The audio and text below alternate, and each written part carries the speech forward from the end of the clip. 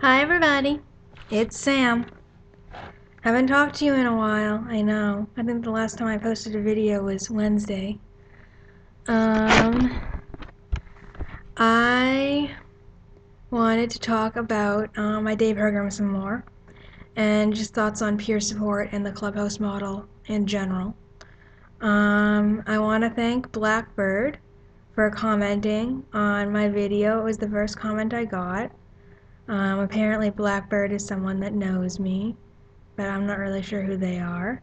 I tried to look on their videos and all I see is a cute little baby, or a child, young girl, and I'm not really sure who that is. But I'm very grateful that they commented to tell me that you guys haven't, Sam's tired. You guys weren't able to see my art on the video. So, I will show it to you. So she said that if I hold this right in front of my face, you guys can see it. So, well, let's try it with something else first before my art. This is my bunny, Deborah. Can you see her? Can you? Okay. This is my best friend, Mollykins.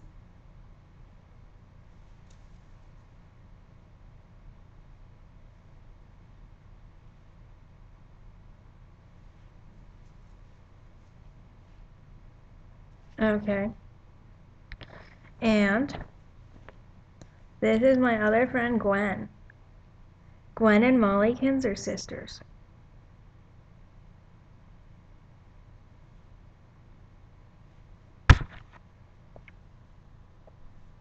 Okay.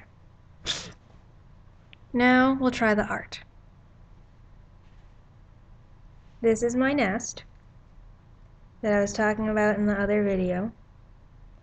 I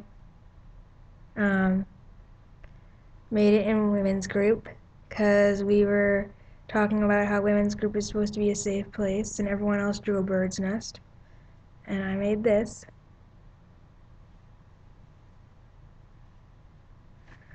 And this is, where in the hell did it go?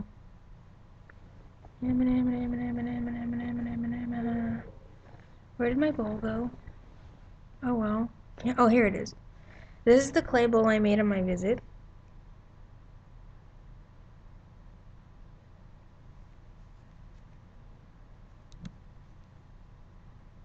Okay. And I forgot to show you guys this. I made this with the intern. This is a cat. I made it out of foil and tape and yarn. And she helped me. So it looks really good. And it stands too. On its own. Okay. I hope that you guys could see that. Blackbird, let me know if you can't. So I want to talk more about the day program today. Today it went good. I had art therapy this morning with the art therapist. We talked about she asked me a lot of questions and it was good. She seemed very nice, and wanted to know about my family and interesting things like that. We did stonework. I never heard of this. You can actually sand a rock. Did you guys know that? Well, you can. We took sandpaper and rubbed down a rock, and it gets out all the rough part of the stone and it smooths it down, and then I guess we can just keep doing that with more and more sandpaper, different like rough textures of sandpaper to smooth the rock down, and then we can put oils on it, and we can do that. Yeah, that's one of the things we're going to do. We can also do, for different art projects, like wrapping, like with the nest, making the pipe cleaners and yarn, and then clay and stuff. But I'm looking for ideas, and I think she's looking for ideas too. She's never had a blind client, and I've never done art therapy before, so if there are any art therapists out there that have worked with the blind, please comment on the video of any kind of ideas, or um, just let me know, and I can, like, I guess I still haven't figured out if there's a private message feature on YouTube, or if you just, like, I don't know how you would contact different people for if you want to get in touch or talk or whatever. But we would definitely like some ideas, because we were looking online and there was only like one book on art therapy for the blind. It's like, come on. But I think it'll be interesting, and she seems like she's really caring, and like she really wants to work with me and connect and help me. So I'm happy for that. Um, let's see. At 10 o'clock, I had music group. I honestly didn't like that group very much. I'm kind of picky when it comes to music, and I'm used to working, first of all, I'm used to working one-on-one with a voice movement therapist, as I talked about. And I'm also used to, like I said, basically working by myself. But this group was kind of weird, I thought, because it was just different. It wasn't what I wanted to do. It was people just singing songs that I never heard of, from like Doors and The Who's and like weird bands that I just never even heard of. And then I said, "Can we do some Broadway stuff?" And they're like, "What do you mean, Cats?" Like, really? That's the only show you know? Midnight, hold me close to the moonlight. Okay. Like, I really want to do that song. And then I said, "Do you know Stephen Sondheim?" And they said, "Oh, no, I don't know who that is." So that was kind of when I left the group. I was like, okay, this is not for me. It just wasn't. It just wasn't what I wanted to do. But it could be for other people. I mean, they had, if you like, I don't know, rock type music, or the first song they were singing was some kind of Halloween song, like, as she stands before me, the figure in the dark. Like, seriously, I didn't even know like what the tune was, but it was definitely weird. They had like a synthesizer keyboard and a lot of drums, so whatever. Um, it was okay. So I kind of hung out for half an hour, and then I went to WMR, and that, like I said, was Wellness Management and Recovery. And that was cool. We talked about recovery strategies and how to set goals. I might do that individually with someone, because you can do it individually with someone, and it might be worth it for me to do. Might be helpful. Um, in terms of like setting goals for myself, and like, I don't know, it seems like an interesting program. We had nice discussions, and the woman that normally does it had been on a vacation for the past couple of weeks, and then she came in and did the group, and I really like her. I observed her in a group, I think two groups actually, when I was visiting. Um, when I was visiting for the first time, and I think she's a very good facilitator, so it was nice working with her. Then I had lunch, hung out, and at 1 o'clock was RAP, the recovery, wellness action planning and recovery thing.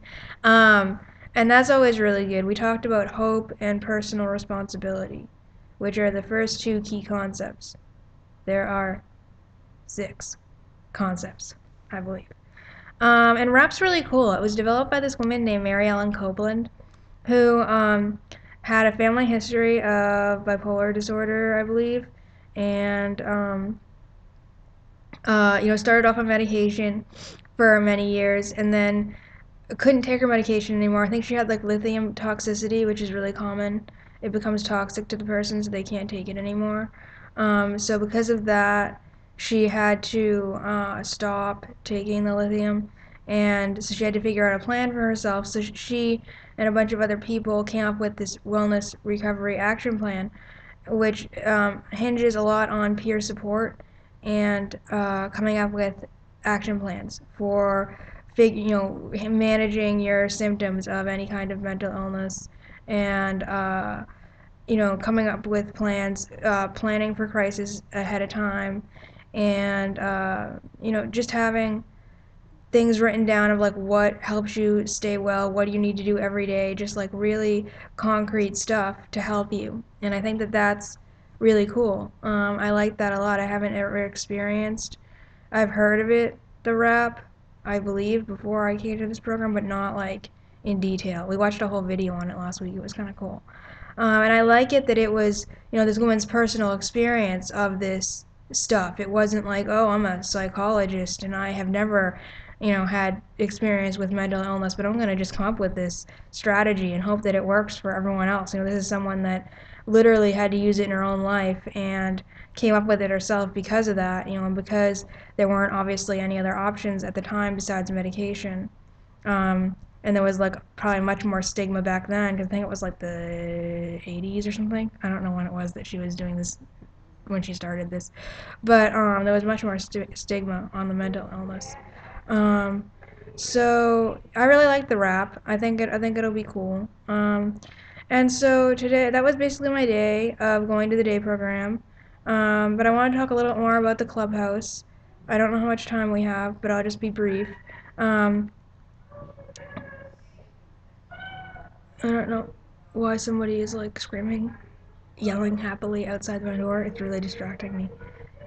Um, but anyway, my program is really unique, I think, because it's not a partial hospital program, and it's not like you have to go in every single day and go to every single group that there is. It's you get to pick, you get a case manager, and you get to choose what group you go to, as I think I said before. And what I also like about the program that I go to is that it's a small program. I think they serve like the intake coordinator said like 50 to like 70 people go to their day program. They also have a housing program and an employment program, but for the day program it's like 50 to 80 people.